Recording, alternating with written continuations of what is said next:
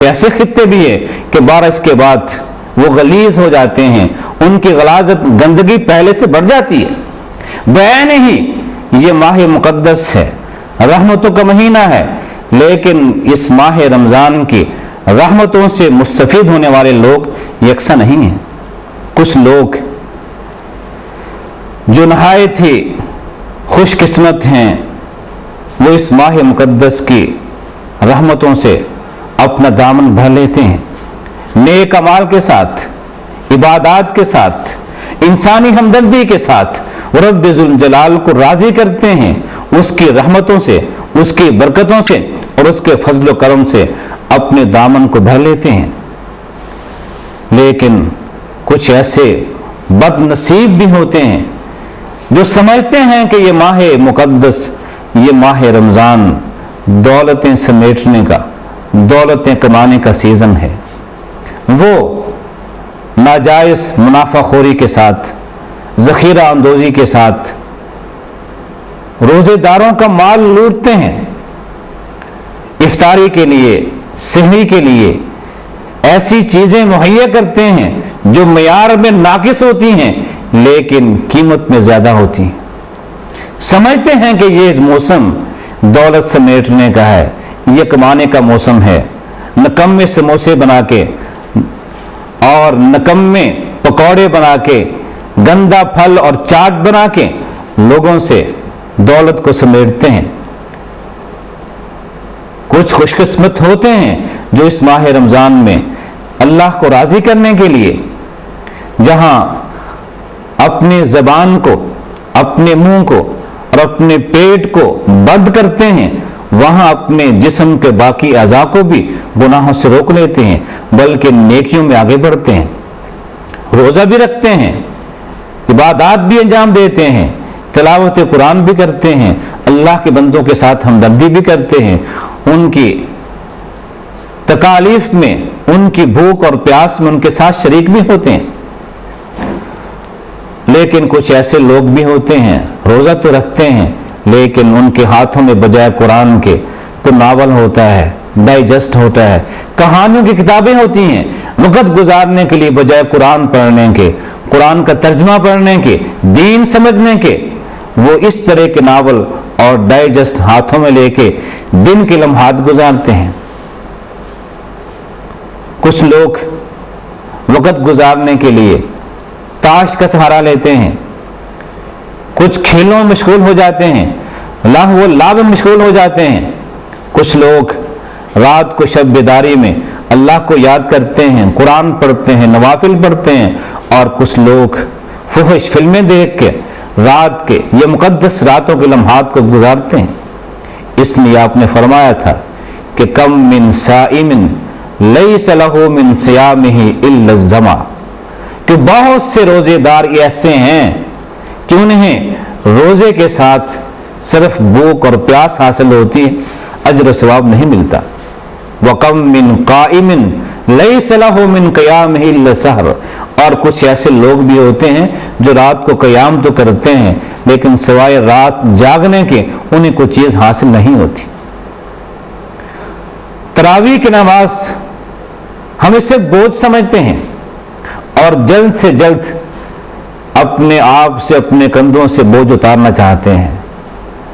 اگر تراویح کی نماز طویل ہو جائے، قیام لمبا ہو جائے تو ہم اسے برداشت نہیں کرتے، اپنے امام سے شکوہ کرتے ہیں کہ آج نماز لمبی کیوں پڑھائی ہے، جب یہ رات ہے جاگنے کے لیے، جب رات ہے قیام اللیل کے لیے، پھر اس طرح کے شکوے کیوں؟ بلکہ کوشش یہ کرنی چاہیے کہ لمبے سے لمبے قیام کریں۔ یہ قیام اللیل اللہ کے حضور کھڑے ہو کے ہم دنیا میں دفاتر کے باہر دن کی گرمی کی دھوپ میں کھڑے ہو کے انتظار کرتے ہیں دنیا کے مفادات کے لیے، لیکن وہ رب کائنات جو تمام بادشاہوں کا بادشاہ ہے اس کے دربار میں کھڑے ہوں، اور اس کے دربار میں کھڑا ہونا ہمیں گوارا نہ ہو، ہم چاہیں کہ جلد سے جلد اس سے جان چھوٹ جائے، ہم گھر جا کے آرام کریں، سو جائیں، نہیں، اگر دنیاوی مفادات کے لیے ہم دنیا کے دفاتر کے سامنے، دنیا کے افسروں کے سامنے ہم دوب میں کھڑے ہوتے ہیں، انتظار کرتے ہیں، تو وہ جو سارے خزانوں کا مالک ہے، جو سارے افسروں کا بڑا افسر ہے، جو بادشاہوں کا بادشاہ ہے، اس کے حضور کھڑے ہونے میں ہم کیوں تکلیف محسوس کرتے ہیں؟ تو وہ لوگ خوش قسمت ہیں جو روزہ رکھ کر روزے کے آداب کو ملحوظ رکھتے ہیں۔ یہ روزہ اللہ تعالیٰ نے مسلمانوں پہ اس لیے فرض نہیں کیا کہ اس کے خزانوں میں کچھ کمی آ گئی تھی، کھانے پینے کا مال کم ہو گیا تھا، اس لیے اللہ نے حکم دیا کہ 1 مہینے کے لیے کھانے پینے میں پرہیز کرو، میرے خزانوں میں کمی آ گئی ہے۔ نہیں، اللہ کے خزانوں میں کوئی کمی نہیں آتی۔ یہ تو ایک تربیتی کورس ہے، ہماری تربیت کا 1 مہینہ ہے، اس مہینے میں ہم اپنی تربیت کرنا چاہتے ہیں، رب ذوالجلال ہماری تربیت کرنا چاہتے ہیں تاکہ 11 مہینے ہم ایک تربیت یافتہ مسلمان کی حیثیت سے گزاریں۔ یہ ماہ رمضان کا 1 مہینہ، یہ ماہ رمضان کے روزے، یہ ماہ رمضان کی عبادات ہماری تربیت کا ایک حصہ ہے۔ اگر ہم اس تربیت کو حاصل کرنے میں کامیاب ہو جائیں تو پھر سمجھیے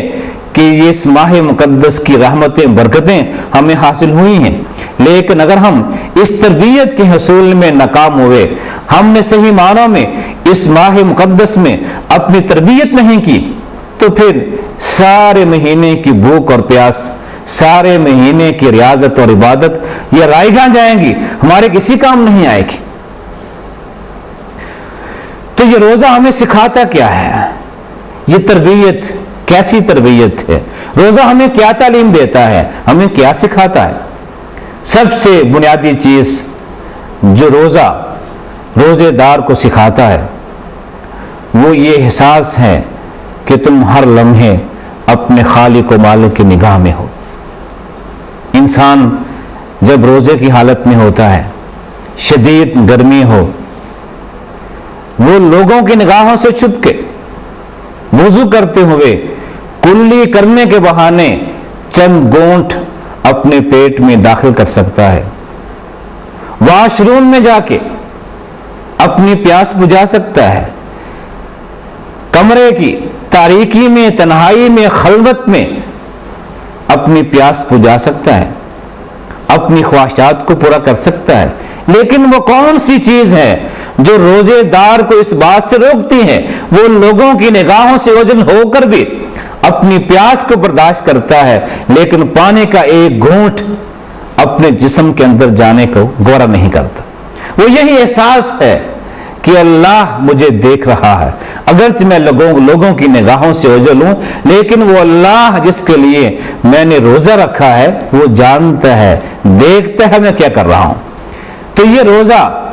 ایک مسلمان کے اندر یہ احساس پیدا کرتا ہے کہ یہ صرف روزے کی حالت میں نہیں، اپنی زندگی کے ہر لمحے میں یہ احساس دل میں پیدا کرو تم اللہ کی نگاہ میں ہو، کوئی ایسا کام نہ کرو جس کام سے اللہ نے روکا ہے۔ اگر اس روزے کی حالت میں اس نے روکا ہے کہ پانی نہیں پینا، کوئی چیز نہیں کھانی ہے، تو ساری زندگی اس بات کا اہتمام کرو کہ تم اللہ کی نگاہ میں ہو، اللہ نے تمہیں جن کاموں سے روکا ہے وہ کام نہیں کرنے۔